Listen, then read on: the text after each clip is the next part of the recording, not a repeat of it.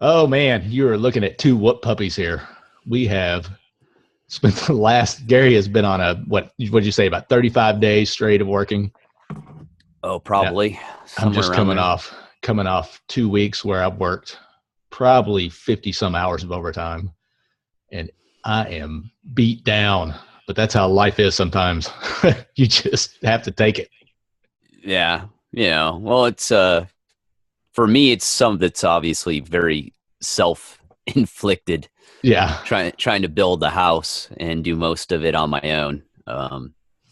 At well, the second half of it. So it's just mind-boggling. People have no idea, and that's why I would get a little frustrated when people kind of laugh. They go, "Oh, building a house isn't that hard," and I go, "You have no idea." And if you're anal retentive like me, it's very difficult because I catch shit that no one, like we were talking about, no one else ever sees.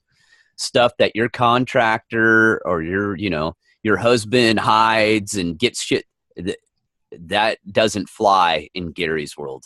yeah, Everything is over engineered. It's done correctly. I do things once and I never want to touch them again is my attitude. So like painting, I'm painting the entire house inside and out, and I'm doing it with no help. I'm doing the entire thing by myself. Well, there's ways to paint. And if you go get a contractor to go paint for you, supposedly a professional painter, usually they do a real crappy job. They overcharge you big time. They use the worst possible paint. That's not going to last. See, I'm the opposite. So I roll everything too. I was going to try and spray it, but there's too much wind up there. mm-hmm. So I ended up just selling the sprayer. I bought it, and then like 2 months later said, I'm never going to be able to use this thing, and got rid of it and went back to Gary's traditional way. I've rolled everything. I paintbrush and hand roll everything. And it's the best way to do it. The quality Mm-hmm. of work you get out of it and the coverage and the paint, it's so much better. But an average house is not painted that way. Yeah, yeah. I don't know exactly. I think our house is painted, hand painted, at least on the outside too. We got our outside and inside painted by when we got the second story put on, and I'm pretty sure it was all painted by hand. Yeah. And Well, a lot of guys and just, well, what it was, they tried to spray it, and it wasn't. You could really tell that it was sprayed yep. because it was two different types of brick. They that they were spraying from where they put on the addition, and then the bottom was already sprayed, the top was painted, so they realized they had to use a thick brush, a thick roller, and roll it because that's the only way they could get it to where you could tell that it matched the top and bottom. So yeah, and I was glad they did because, like you said, it looks a lot better, and you probably get a better quality, longer lasting paint if it's rolled on. Well, and the thickness, and not only that, it does last a lot longer, but I also buy the best paint. I go out Mm-hmm. and I get the 25-year guarantee exterior. Interior, you can fudge a little bit because obviously it's interior, but interior paint will do two things. It won't cover correctly and it can be blotchy. And Mm-hmm. that's that if you use cheap paint. But yeah, rolling, it's tough work though, man. How much, if you don't mind me asking, do you remember how much you paid to have the No, place? I bet you it no. was it the whole house? Did you have to repaint the whole house or Yeah, we had just to repaint the whole house because the house was the brick on the house was already painted, and like I said, they added that addition on there too, and we changed the color, so we knew there was no way we could match it. Plus, it was also faded and it was very almost white, and we wanted it to be a darker beige type, so we had to have it repainted. yeah, I bet you I bet you it was 10 grand or more to paint your house. Yeah, I can't remember.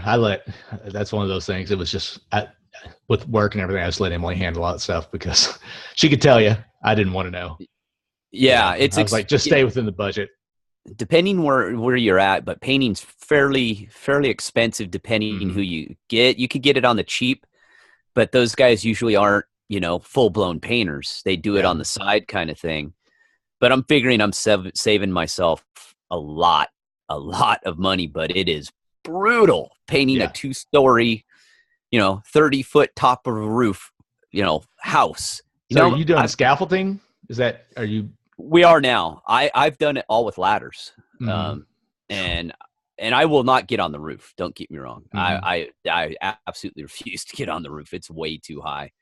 But yeah, I mean, it's up, down. I've gone up and down the ladders thousands of times because you can't hold the tray up there. Yeah. You can't take the tray and hold it and roll. It's one of those, you go down, get your roller wet, go up the ladder, go back down. You know, you can. I mean, I could set something up, but by the time you do it, it falls off. You spill it down the side of your house. It's like, but now we have scaffolding. We found some and got it. It helps a little bit. It's not much different, to be honest with you, than doing ladders. Yeah. Just because it's, when you set it up, you have to do it in stages. Well, it's easier on the lower part just to not even use scaffolding, just to do it by hand. And I'm doing lap siding. So lap siding is even more complicated to paint. There's a lot of prep work, and just the way everything's working, it's really complicated. And I've got stuff, all my tools and stuff jammed all over the place. And, you know, we just tape and textured the inside. So the inside's just a disaster. And I have exposed beams.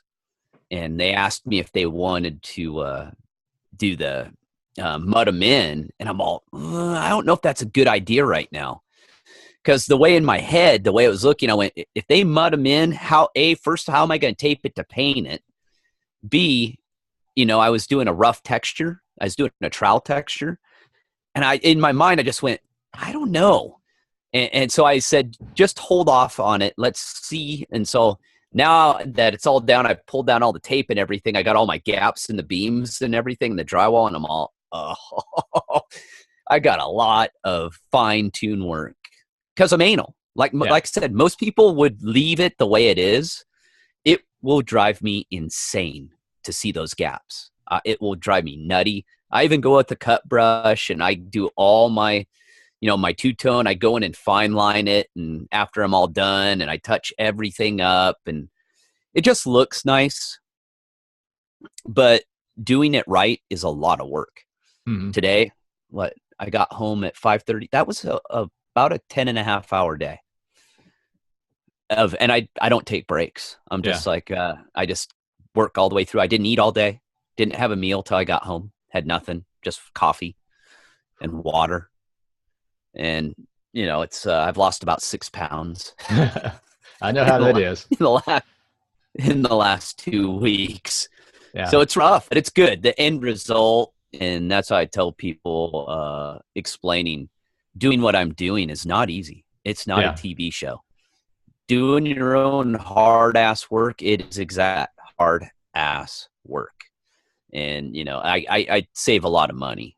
It's with anything. Well, that's good. I mean, that's one thing about, you know, owning your own business and being able to do that when you need to do that. You know, you can save a lot of money when you do a project like that if you commit to working on it. You know, I mean, I can't imagine you were talking about how much the downside is. Well, it's balance, a balancing act, and you know, as we talked about, that balancing act gets hard sometimes. Well, and that's the bad side of the business side is I've realized this month I'm putting the business on pure cruise control. Mm-hmm. I literally have no time. If I try and I thought I could juggle back and forth.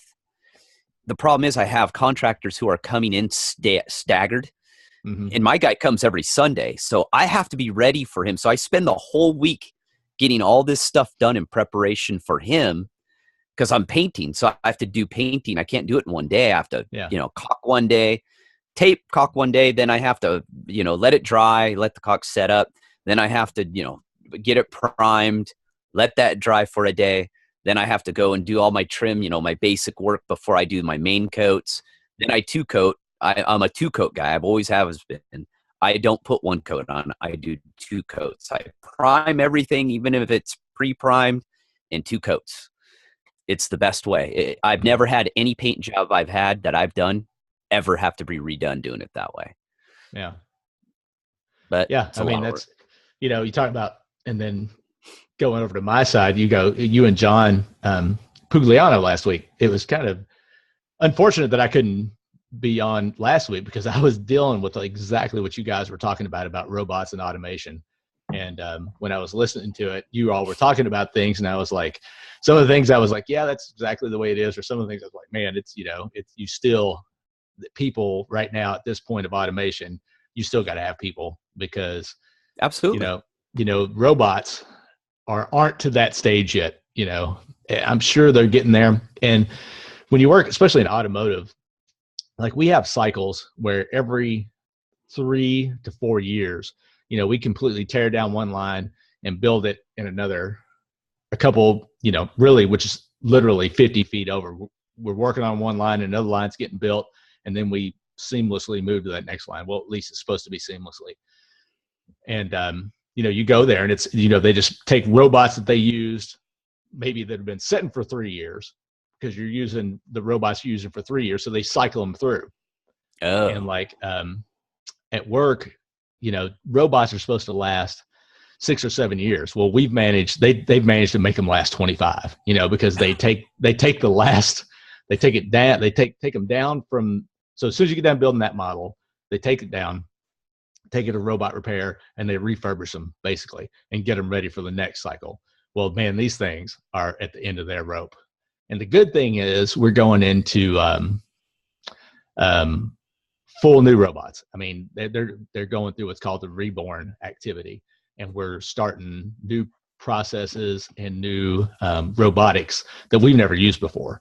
And it's the first time really where I looked at the line I'm working on now and then the future line, and I'm like, man, this stuff looks so different.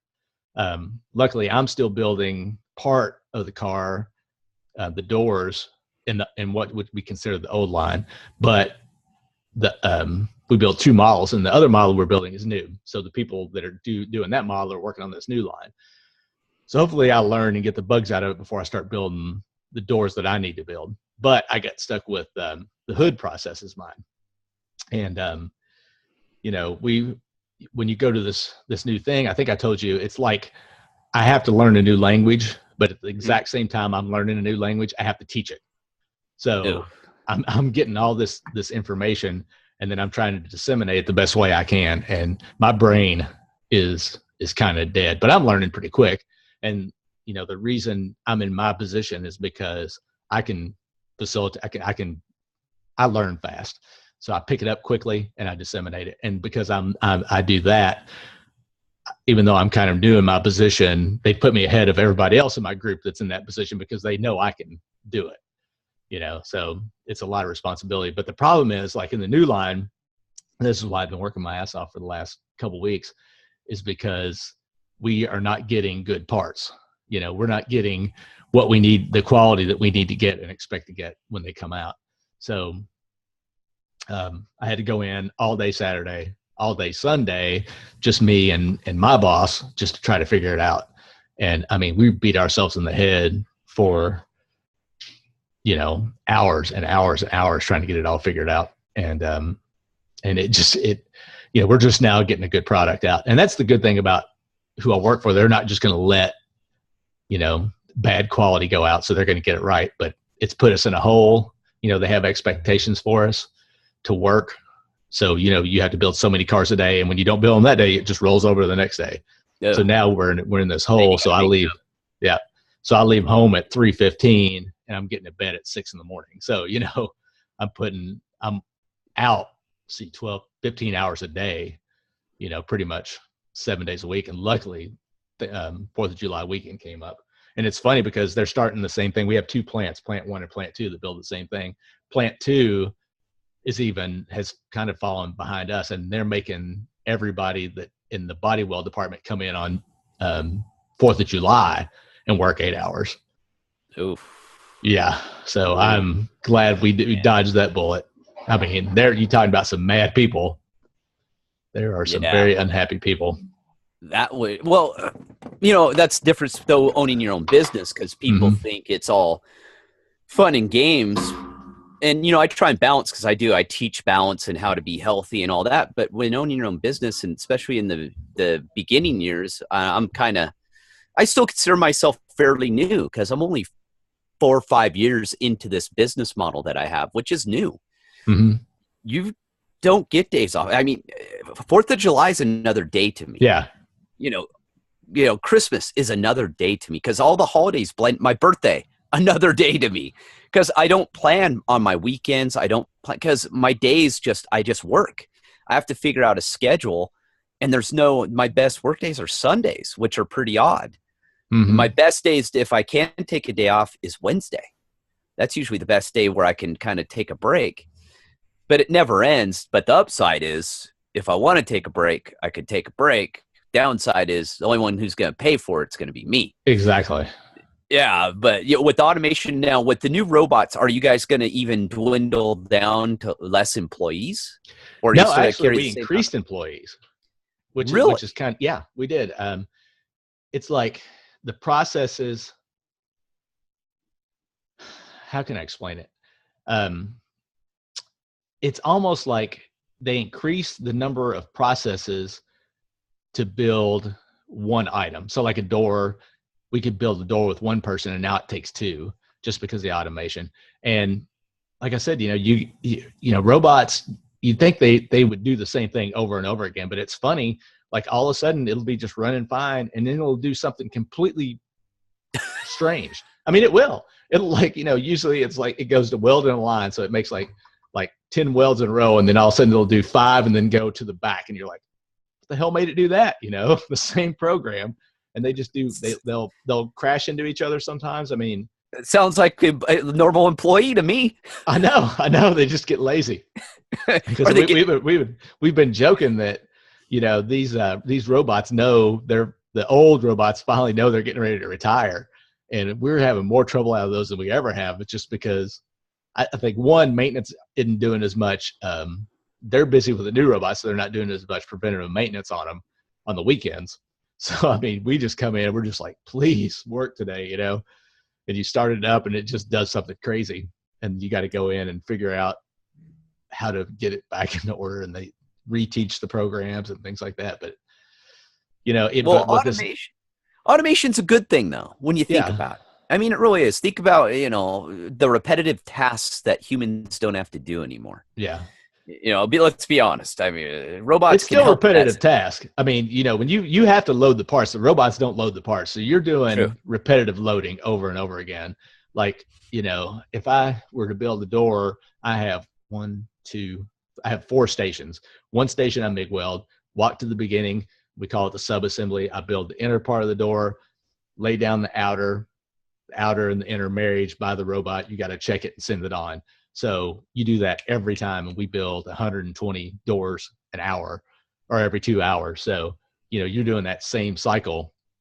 But, some companies, here's the thing, and this is kind of the difference between a union company and a regular company. My dad worked for Ford, and back in the day, Ford wasn't a union company. So these guys would fight to do the same jobs all day. It's like they could rotate, but they were like, nope, this is my job. I'm a union guy. Nobody's going to take my job. And that's the way they thought about it. Well, we work in a way that we know that after 2 hours, you're getting burned down on that job. So we have actually usually 5 jobs that we rotate through. Sometimes it's even more than that. Sometimes you won't do the same job 2 days in a row. But we've got, in my area, we got 6 jobs. So we rotate 6 people through 6 jobs. And, every 2 hours you change. So it's not as monotonous as you would think it would be.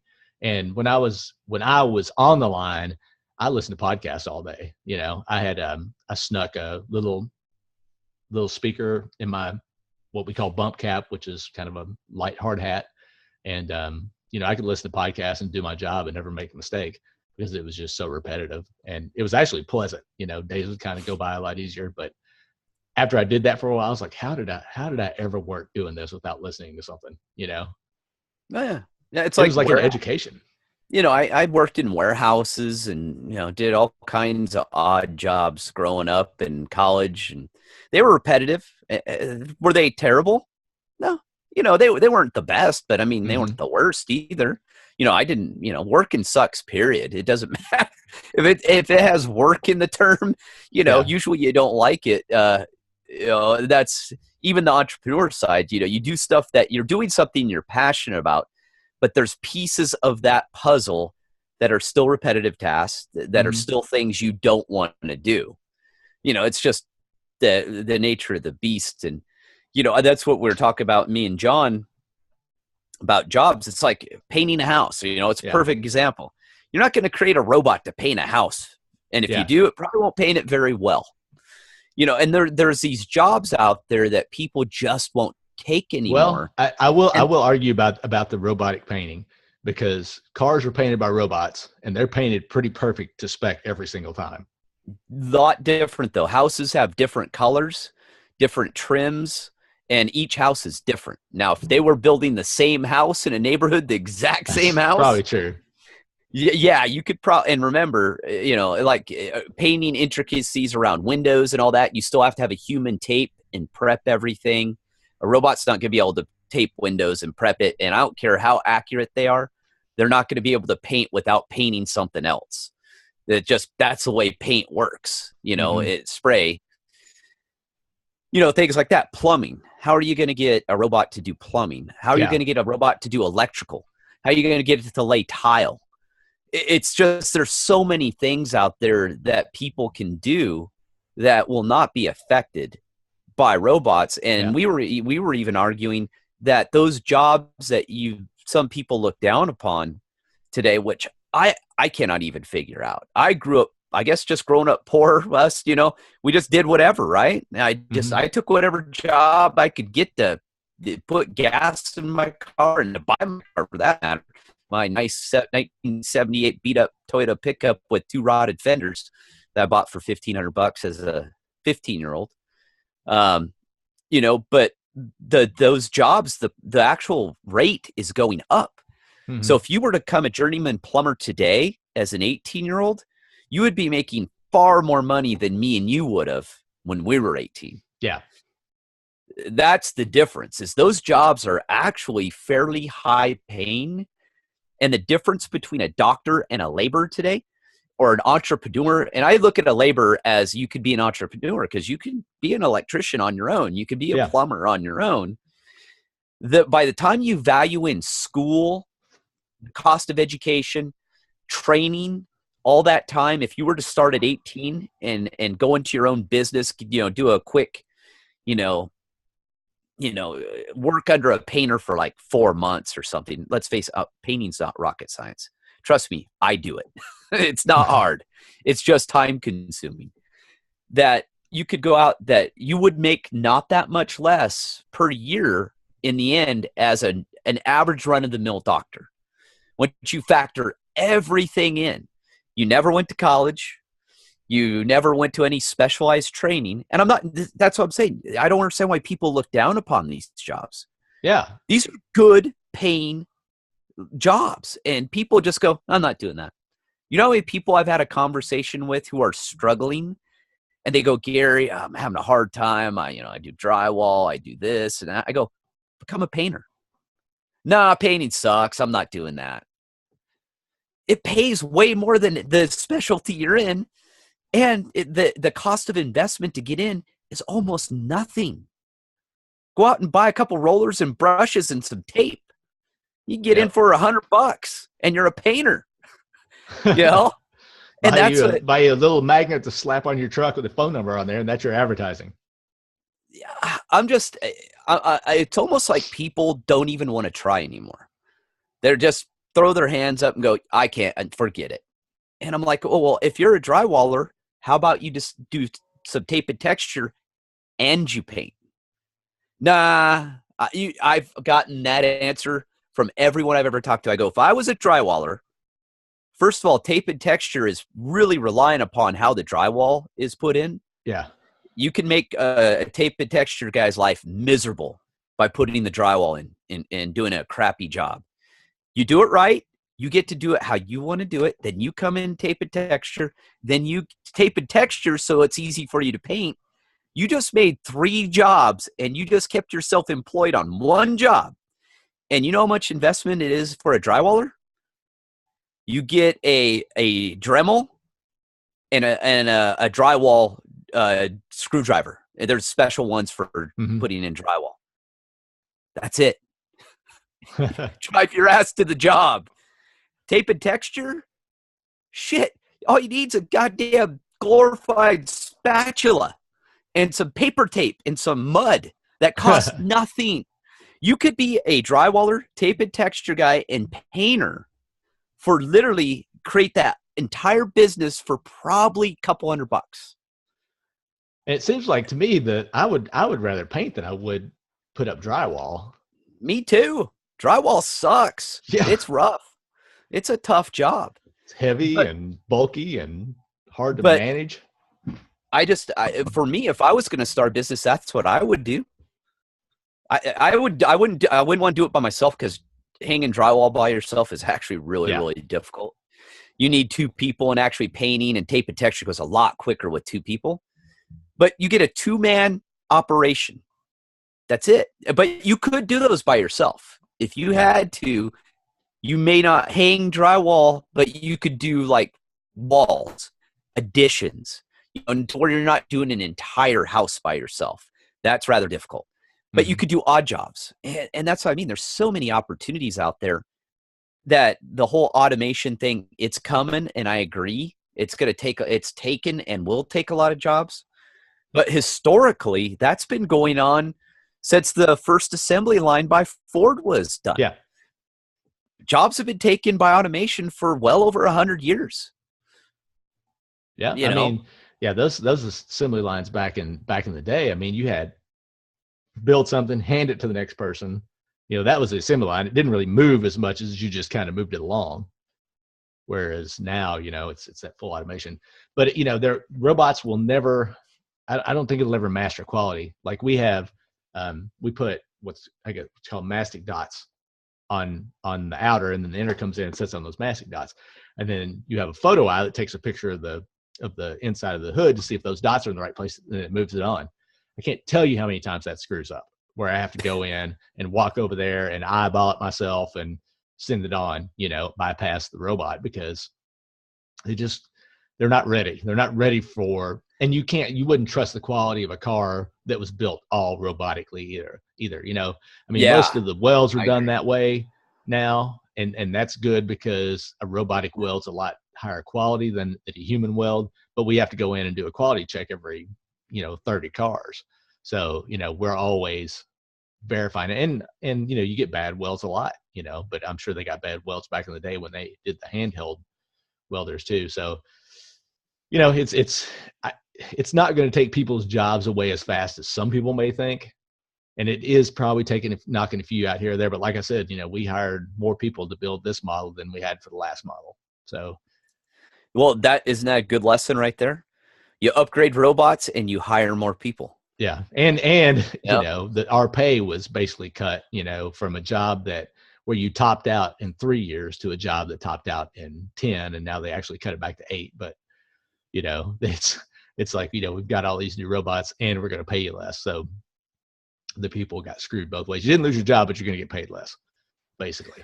Well, and that's kind of where it's kind of rolling, and that's where I believe me and John talked about. But I've always discussed this in a lot of interviews I've done, that the labor market, when it comes to what people consider a trade or manual labor, there's always opportunity for entrepreneurship there. And there's right now, like I said, the guys that are out here, what they're charging is astronomical. I mean, it's hard to get anyone on my job site for under $90 an hour. Mm-hmm. Let that sink in. Yeah. $90. I'd take $90 an hour. I would too. I think at the peak of my federal employment, which was 6 figures, I was making $55 an hour with all my benefits, a master's degree, and a lot of liability and a lot of stress. Yeah. I would take $90 to do some manual labor, or and they call it manual labor. Don't get me wrong; it's not easy work by any stretch. And like the HVAC guy, you got to know what you're doing. I mean, you got to go through training. You got to be halfway smart. You're dealing with heating, gas. I mean, you kill someone if you do stuff wrong. Yeah, and you're putting in high tech equipment now. Now the equipment's becoming much more high tech, so you have to be more high tech and understand how the equipment operates, how to install it. I don't know. Just for me, today's world, I would look at the automation as an opportunity into the fields that automation cannot do. Yeah. Because those fields are becoming highly sought after, because there's not enough people to fill them. People won't fill them. You know, we got too many people majoring in philosophy and poetry and snowflaking instead of, you know, instead of actually figuring out a trade. Yeah, I don't think kids even think when they go to college that much about a job. They go to college and they just major in what feels good. That shit don't work. I mean, you got to have a plan. Yeah, and what I found out too is the jobs that everybody wants to do are the jobs that pay the less, because you have a steady stream of people that are qualified to do that job. You know, when I worked in when I worked as a journalist, especially, you know, I loved it. You know, I loved being a journalist. I loved going out and doing stories, and it was the greatest thing. But, you know, it pays. I've got paid $11 an hour as an adult, you know, and that just, well, it's highly competitive. Yeah. How many journalism majors are there? There's a ton. How many new ones every day? Well, that's the argument I always give people. I go, how many people are majoring in business? A lot. Hundreds of thousands in this country right now, if not millions. Probably millions. I go, how many people are going out to look to be a plumber? Not as many. Not nearly as many. So not only can you pick and choose your field, but it's going to be far less competitive, and you're going to be able to get into a higher earning wage. Now, if you want to specialize in something, obviously you got to go to college. If you're going to be an engineer, if you're going to be a doctor, veterinarian, you have to go to college. But if you're going to go to college, that's why I say you better specialize. Even I made that mistake. I went for criminal justice, which was pretty idiotic at the time. I started off as a mechanical engineer, and I couldn't do it because I couldn't work and do the homework. It was just too much. I was an Einstein. I was in a, you know, I'm a learned guy by pounding my head against a book. That's how I learn. You know, it just doesn't come to me. I have to work at it. So I said, you know, I'm going to switch to something I enjoy. Well, I switched to criminal justice, and it sounded great at the time. And don't get me wrong. There's obviously a lot of jobs in the criminal justice field, but that major was a boneheaded major. I should have never went through with that because it didn't give me any skill that I could have that was tangible. I could have got a degree in, you know, friggin' farting, you know, farting trumpet, and I could have gotten the same criminal justice job that I got with the criminal justice degree. It didn't matter the degree for that job. And that's what I'm saying. If you're a young person, or you're a parent listening to this, man, if your kid's going to spend the money in college, and college is stupid expensive today, that you better go in and go, I'm going to specialize in, you know, computer, either computer networking, software engineering, you know, software development. You better have a very distinct thing you're going for. Going for business, a BA in business is pretty much a waste of time. You know what I mean? What's that separate you from? No one. Yeah. And what are you learning? An entrepreneur learns on the go. They don't teach you true entrepreneurship in very few colleges. I've seen it in a few, but business is something that I don't think a business degree will help you in. I think you would be better off starting off at 18 and working in the mailroom and working your way up and see how a business actually runs. Yeah. From the ground up. Well, I mean, it's like, you know, I have an MBA, and I got my MBA working for where I work for right now, because I know the only reason I would even use it in this company it's just to put on a resume, and that puts me one step above the person that I'm going against, you know, and they paid for half of it, more than half of it. But that's different. See, that's different. When your college is being paid for and it's not a burden, then you've got some leeway. But there's a lot of kids out there going six figures in financial aid and loans, or not financial aid, but loans and all that. They get out and they owe over $100,000, and they've got a teaching credential. Yeah. Well, that's just, and they're going to make $35,000 a year, you know, at a decent teaching job.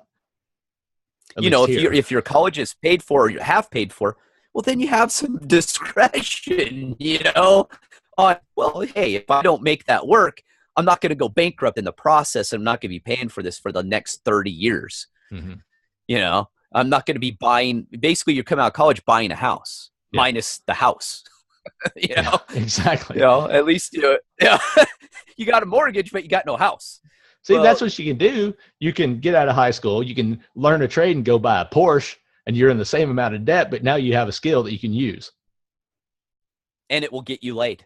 Yeah, exactly. Maybe That's a some people. that's a win-win. Oh Yeah. no, no. If you got a Porsche and you can't get laid, you got issues. I'm talking, and I'm not even talking like a real nice one. You don't even have to have like the GT3 or anything.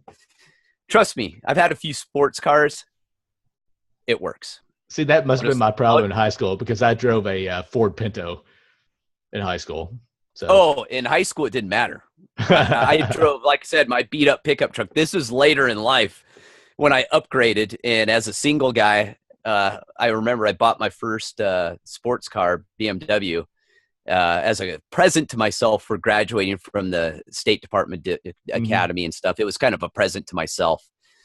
And man, that thing got me laid more than I could ever imagine. And and the cars I had before that, were not that bad. I remember girls would yell at me and I'd be driving to the bar to meet up with my buddies. And I had girls yell at me off the street just because I was driving a friggin', trust me guys, that shit works. I don't care what anyone says.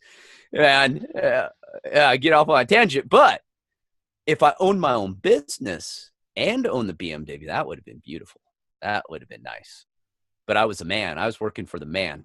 So yes, you were working for the man. It came with a little bit of a price. But yeah, I just think that today with people complaining about job opportunities and all that, yeah, I own my own business. I'm kind of out of the mix, but I'm in the mix with other people. And from what I'm seeing, there's plenty of jobs out there.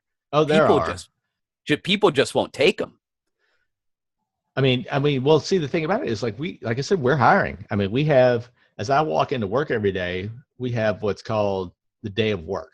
So you go through your interview process and then they put you through a day of work, which is a 6-hour day. And they have a simulated jobs that you do. And you rotate through those jobs every hour and a half. And every day I come in there, there's 4 or 5 people in there, and you only do that once. So, I mean, this is a daily thing. They're bringing people in, and they're bringing people in because people get the job and they work it a couple of days and they're like, this ain't for me, and they don't have barely a high school, they're lucky to have gotten out of high school.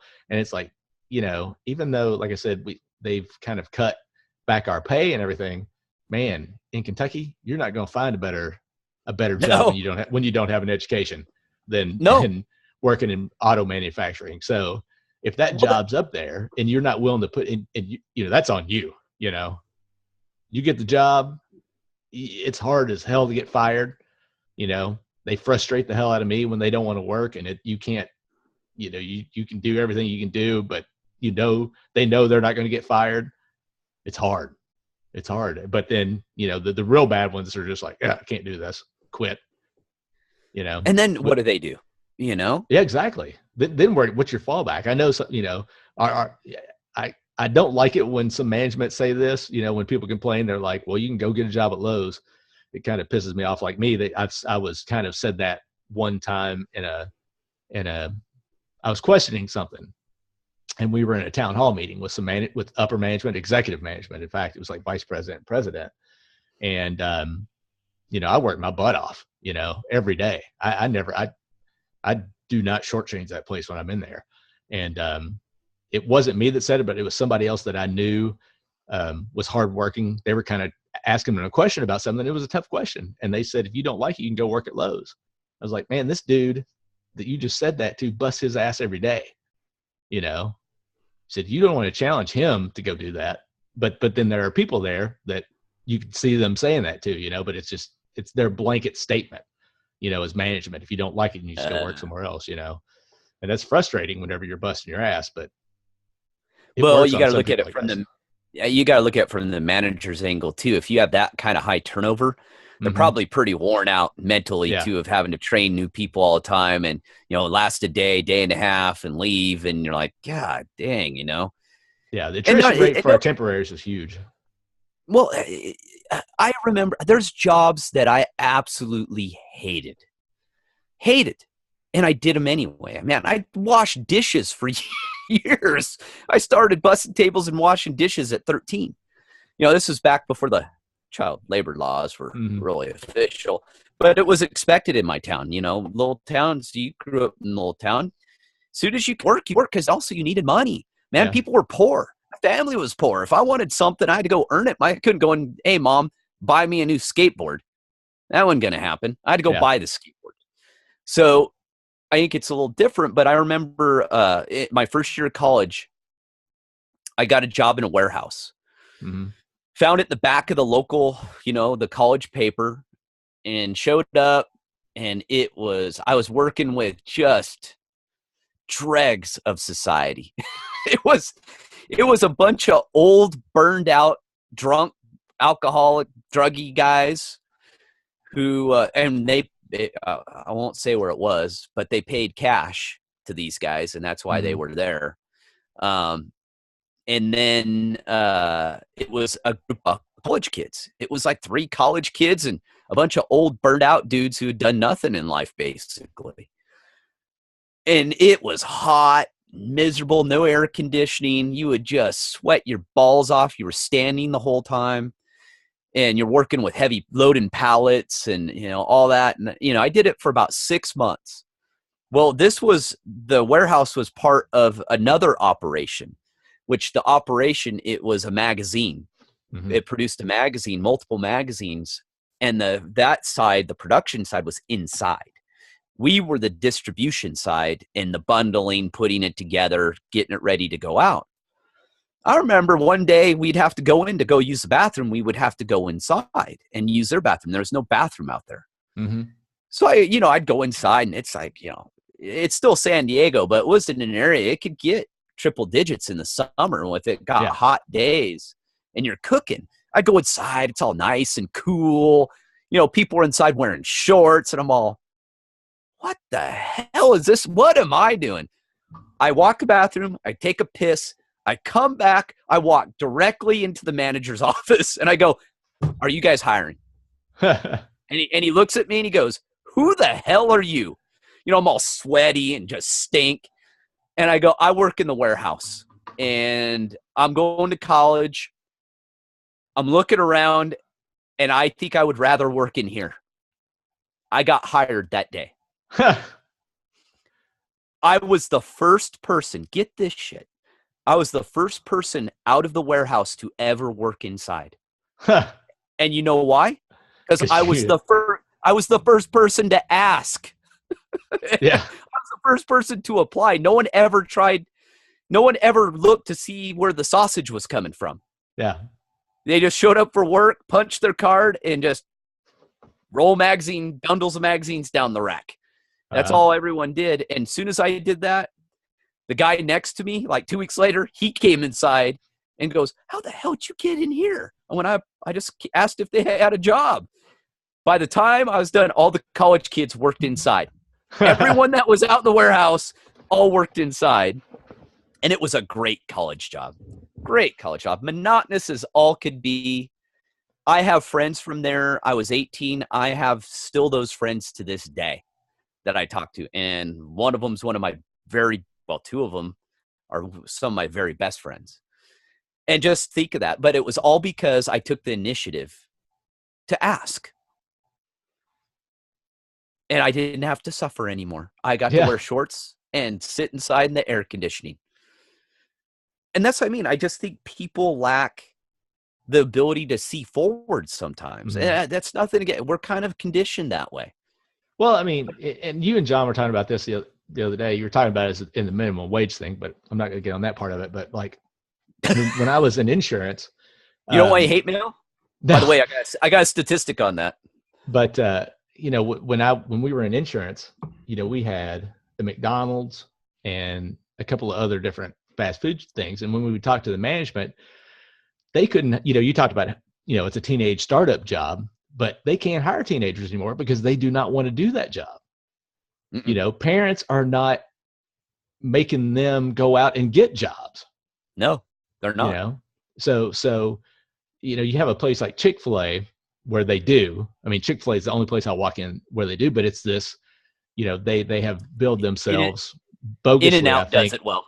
Yeah. In-N-Out is actually heavily employed by teenagers. Well, I In-N-Out. think, my thing with Chick-fil-A is I think they try to sell that Christian card, which I think is total bullshit. And Yeah, that's a tough one. they get these, really straight-laced kids because their parents send them there. They're like, you want a job, go work there because this is the Christian place to work. So if you walk in there, you'll see that. But yeah, but you get good service. yeah, you do get good service. I get really good service. Yeah, I just don't like the food, man. I mean, it's a chicken patty, and I can get 20 more, so it's expensive. Not open on Sundays. It's not really healthy when I want it. Yeah, not healthy. But like I said, but you go into any of the other your Wendy's, Burger Kings, McDonald's, and stuff like that. It's staffed by adults because they can't get teenagers to come work there. So it's and you talking about the minimum wage thing is, it's like, well, if you don't want to pay more than minimum wage, then stop hiring a woman that has 3 kids at home. She's going to keep banging you for more money because that's her full-time job. You've hired her as a full-time job. You're not giving her benefits. She's going to want to get paid to take care of those 3 kids. So, well, and we're not talking in an ideal world. Obviously, some people go through difficult situations in life. Mm-hmm. That's the way it is. And a handout is worse than a hand up. I mean, you want to help someone out, that's fine. But people are kind of looking at, they've done the statistics now that minimum wage of $15 is coming home to roost. Everything that was predicted would happen is happening. Their hours are getting cut back. They're being replaced by automation. And it's driving up the cost of the product to where now the company is suffering and sales are going down. And especially, no one wants to pay $10 for a meal at friggin' McDonald's. You know what I mean? No one wants to do that. And we see it here because Seattle is, I think, one of the first to pass that 15, or is it a Clark It's 15. I think it was 15. It's 15, but it's coming back. It's coming back to haunt them. And I've talked about it. And I remember I got that nasty comment that I don't know shit about a living wage. And I'm like, what are you saying? I never had a job. I know what a living wage is, buddy. I started at $3.35 an hour, you cocksucker. Don't tell me about a living wage. That stuff pisses me off when people say stupid, uninformed things like that to me. You know me. I busted my ass to get to where I am. And I took every low-paying, crappy job there was. So I don't want to hear it. But I didn't ever expect my chief auto parts job when I was 20 getting through college to support me as an adult. Yeah. I was smart enough to realize that wasn't it. I had to move up and go somewhere else. And the fact that, it's a difficult situation because some of those jobs that people relied upon are going away. So there has to be a transition. And is there always probably going to be more people than jobs? Yeah, probably. That's just the way most capitalist economies work, is you can never employ everyone. Yeah. It's really difficult to do. But it's not to say that I've always just said, I guess I've just, from how I've lived my life, if you have the gumption and get off your ass attitude and get out there and make it happen, you're going to live a pretty good life. I've never seen someone fail who goes out there and busts their ass. Never seen it. I've seen them fall down. I've seen them stumble. I've never seen them down and out. They always bounce back up, get another job, figure it out, and make it happen. And that's where I just get aggravated that people are, no, I need give me my $15 an hour. The deep fry my fries? Come on. 15, give me a break. But again, there is a balance too that, hey, some of these people get displaced and there does have to be some sort of wage. I agree there. And I'm sure you do too, that there has to be some sort of stipulation, because if it goes too low, then not only can a college kid not support themselves, even a high school kid, is earning, well, God, I look back, that $3.35 wasn't much. It wasn't much, but gas cost, I think, 50 cents. It was right around the cost of living cents. the cost of living was super low back then. And I think that if you extrapolate minimum wage out, I mean, minimum wage hasn't been raised in what, how long's it been since minimum wage? It's been a long time, and that's another thing, and I totally agree with that too, is that minimum wage should not go up in slow. See, what happened is it didn't go up, and now they're going to the other extreme of making this massive jump. Why not have a cost of living adjustment, to your minimum wage, so the employer has time to, plan for it. The employee knows that they're going to get a raise of some sort. I just think, yeah, it's a tough one. I know as an entrepreneur, I can't afford employees. I just can't. $15 an hour would kill me. Oh yeah. To pay someone. One person to do my menial task for $15 an hour, I can't afford it. I can't do it. There should be, I don't know, kind of maybe levels of, I don't know. That would be complicated. The government can never get that right. No, once you get the government involved, it turns into a quagmire anyway. It just gets so screwed up. And then the other argument is just let the economy, run itself and let the economy dictate the wage. Oof, that's a tough one too. Because you have what they're saying 11 million illegal aliens. I guarantee it's way, way higher than that. So you're competing against those people too. And they drop the wage down. So I see both sides, but I get upset when someone tells me I don't know anything about a living wage. Yeah. Don't go there, guy. That's the wrong direction to go to by a self-made poor kid who grew up in the middle of nowhere out of a trailer. That's definitely the wrong way to go, But today, if I had to say everything fell through and I'm poor, destitute, I'm confident I could snap back in 2 to 4 weeks and have a job and survive. Yeah. Oh, I am too. I mean, my job pays well, but I'm sure that I could do the same thing. I mean, I've especially from working there, I've gained a skill and with my advanced degrees that I could, walk into especially another factory and say, hey, I'm from here. This is what I did. This is why I got fired or whatever, laid off. And I'm sure I could get another job. So that's never a worry of mine. Me neither. Well, and I'm not above if I had to go work at McDonald's. No, I'm not either. If that's what I had to do to eat and survive, I'm not above that. As going on a 50-year-old man, who's had many jobs, highly educated, I would go and start over if I had to and not even blink an eye. But I tell you what, within 30 days, I'd be running that McDonald's. I'll tell you that right now. Well, I think, if I lost my job today, I was actually riding around with a guy that drives for Uber, and he had an Uber and a Lyft sticker in there. And I'm like, you can do both? And he's like, yeah. I didn't know that either. And I don't know if you can, but he was doing it. And I was like, how does that work? And he goes, it keeps me busy all the time. Not just a little bit of the time, all the time.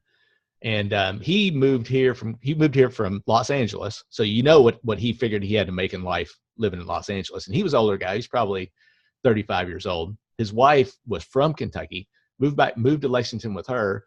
He was a real estate agent in LA, and he was going to get a real estate job here, but he started doing Uber and Lyft. And he's like, he said, I've been here 8 months and haven't even tried to do real estate because I haven't needed to. Wow. So, he was doing well there. But then what I thought was, well, then kind of throw in, they've got that new thing out here, and it may be old school out there, where you're a delivery driver for not just, say you're not a Domino's driver or a Pizza Hut driver, but you can like contract yourself out to these different restaurants. So, they'll call you as kind of like almost like an Uber for food. You go get it, pick it up, and take it somewhere. That's pretty sweet. Yeah. Yeah. So you're also, and then, you work more, I guess, for tips then. I know you kind of get screwed, but I guess they build in tips. So I don't know how that works, but do all three of those things. You get kidnapped and robbed every once in a while too. Yeah, that's exactly. The downside of that one. But I mean, apparently this guy is making a pretty good, and other people are too. So, worst case scenario, as long as you don't have a felony, you've got a job doing that.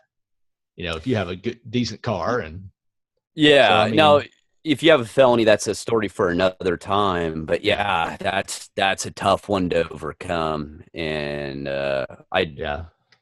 Well, that goes, we could we that we'll talk about that in an episode, how, how that needs to change. But, you know, well, the drug war, we've talked about mhm, that, how it's made a lot of good people. lot of good people criminals, Yeah. especially young people who made pretty minimal mistakes. And I have a problem with that. I have a real big problem with that. I was obviously in law enforcement, and Hmm.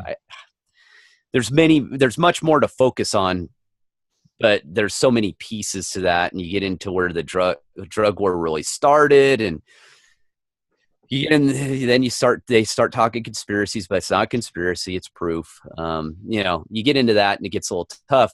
But I think even if you had a felony, again, you would have the opportunity. You could still be an entrepreneur. You could still be a painter. You could still be a plumber. You could still run your company. Now, would you have a harder time getting a bond?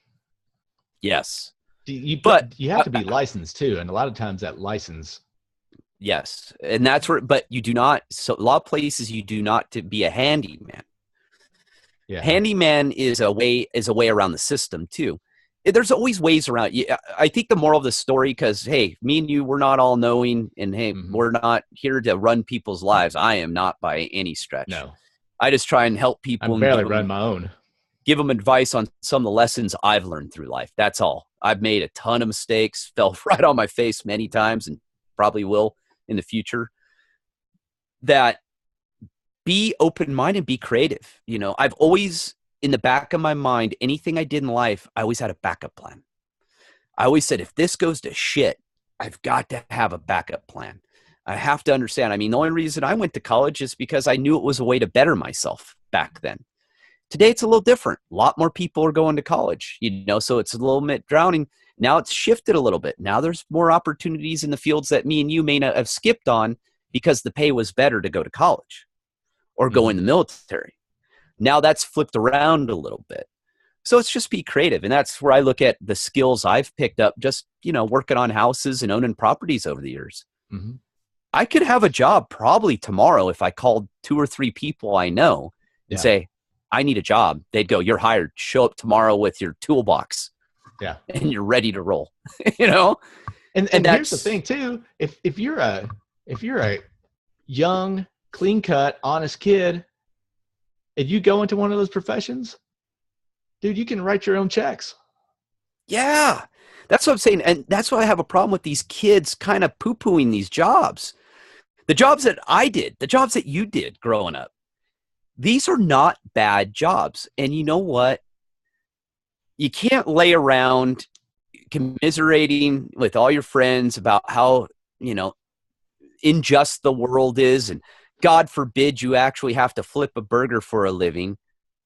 Go out and just do something to make it happen and quit bitching about it. You'll get far further with that attitude than waiting for that golden goose to lay an egg right on your head. That they expect this stuff to come, and not all.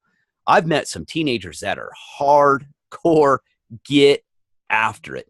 And I'll tell you what, they're going to be far more successful than I ever was. I can see it in them. Mm-hmm. But I don't know if it's generational. I think every generation has that. But I'll even say that some of our age group is really guilty of it as well.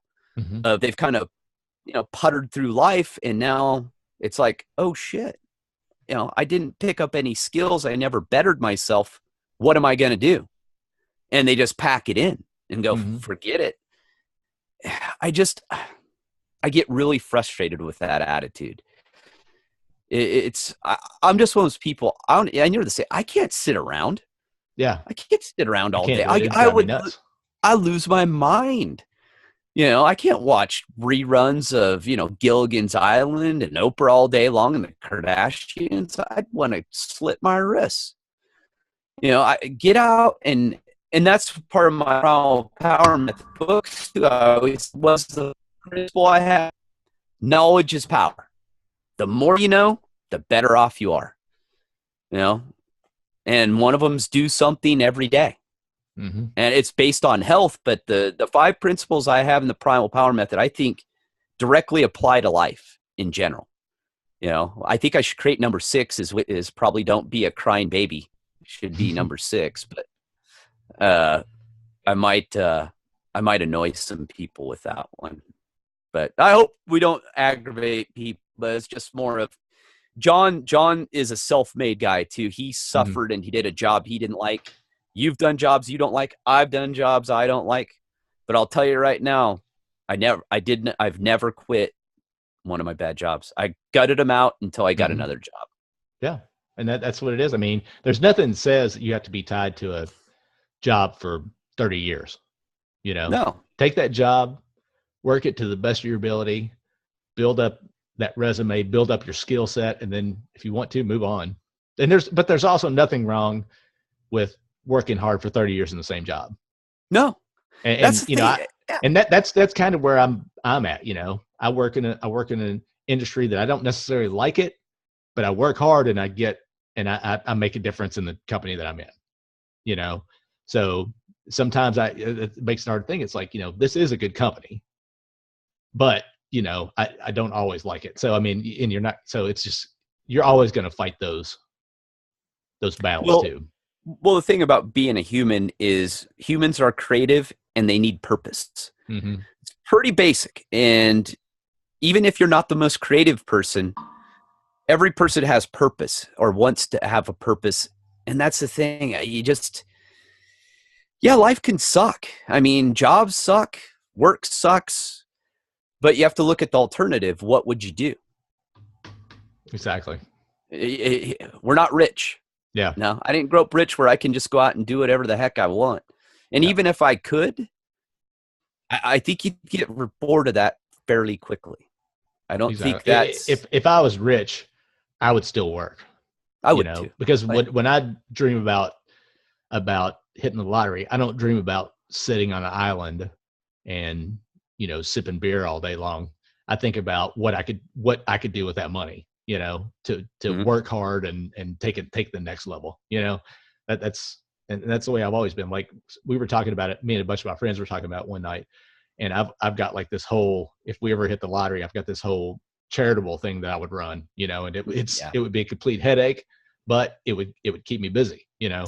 So I've always a different mindset. I've always said that too. If I ran into a bunch of money, I just wouldn't check out. Mm-hmm. I would find a fairly big problem and create the solution for it with the money I have, because when you've lived simply, if I won $450 million in the lottery, I wouldn't know what to do with that. I would have no clue how to even spend that kind of money. Mm-hmm. If I tried. Now, don't get me wrong, I'd have a really good time. Yeah. But that would probably not even spend 50 of it. So, you know, now I got another 400 million I have to do something with. And that's it. I would look at, you know, ways of creating things for opportunities for other people, you know, help kids, you know, maybe build, you know, gymnasiums and health clubs in poor areas or towns that don't have them. You know, something like that. There's so many things you could do, but that's still work. Yeah. You know, that you just can't win it and say, I'm going to task you to do this. Go build me a gym in such and such a town and put my name on it. I guess you could. I guess someone has done that, hasn't they? That's a story for another time. Exactly. All right. Well, we're running into an hour. Your internet connection is starting to suck a little bit more than it was when we were going. So let's wrap this up. Of course, once again, we didn't talk about anything that we were talking about before we started, but you know, we got through an hour, didn't even realize it. So, all right, dude, I guess I will see you next time. And thank you guys for listening. Like I said, we've been beating around the last few weeks, just banging our head against work, and this kind of went to the back burner, but we're going to keep trying to get one out a week, and hopefully it's still entertaining to you guys. And I guess we'll see you guys next week. Yep.